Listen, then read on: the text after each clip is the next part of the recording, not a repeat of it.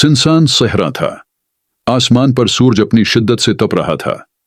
दूसरी तरफ एक काफिला था, खुद पर यकीन रखने वाले, अपने मकसद के लिए जान कुर्बान करने वाले। ये काफिला था इमाम हुसैन का, जो अपने छोटे से खानदान और चंद वफादार साथियों के साथ मदीना से निकलकर हक की तलाश में सफर पर था। मगर इस सफर में उनके मुकाबिल था एक पूरी लश्कर यजीद का लश्कर, जो हक को कुचलकर अपनी जुल्म और सितम का परचम बुलंद करना चाहता था। इमाम हुसैन के साथ सिर्फ बेहतर लोग थे और यजीद के साथ हजारों की फौज। मगर ये लड़ाई सिर्फ तलवारों की नहीं थी, ये सच्चाई और झूठ के दरमियान एक फैसला था। करबला के मैदान में यह फैसला होने वाला था जो दुनिया की तारीख को हमेशा के लिए बदल देगा। पहले दिन इमाम हुसैन के काफिले को नहर फुरात के करीब पड़ाव डालने दिया गया, मगर जल्द ही यजीद के लश्कर ने पानी बंद कर दिया। बच्चे प्यास से तड़पने लगे, मगर हुसैन के काफिले में न कोई शिकवा था, न कोई खौफ।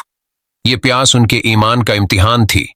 दूसरी तरफ यजीद का लश्कर अपने गुरूर में मस्त था, लेकिन उनके दिलों में खौफ था, हुसैन के सब्र और इस्तिकामत का खौफ। इमाम हुसैन ने कई बार अपने खतबे के जरिए यजीदी लश्कर को हक की दावत दी, मगर उनके दिल सख्त हो चुके थे।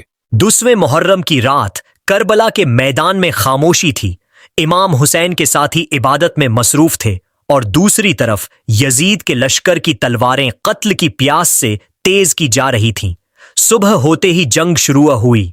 हुसैन के वफादार साथी एक एक करके अपनी जान कुर्बान करते गए, मगर किसी ने भी अपनी वफा का दामन नहीं छोड़ा।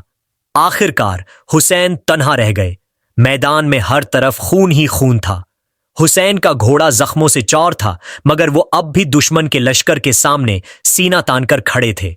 यजीद के सिपाहियों ने हुसैन को शहीद कर दिया, मगर उनका सर बुलंद रहा। वो अपनी जान हार कर भी हक को जीता गए।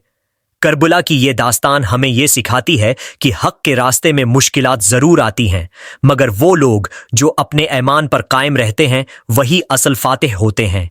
हुसैन की कुर्बानी रहती दुनिया तक इंसानियत के लिए मुशाल राह है।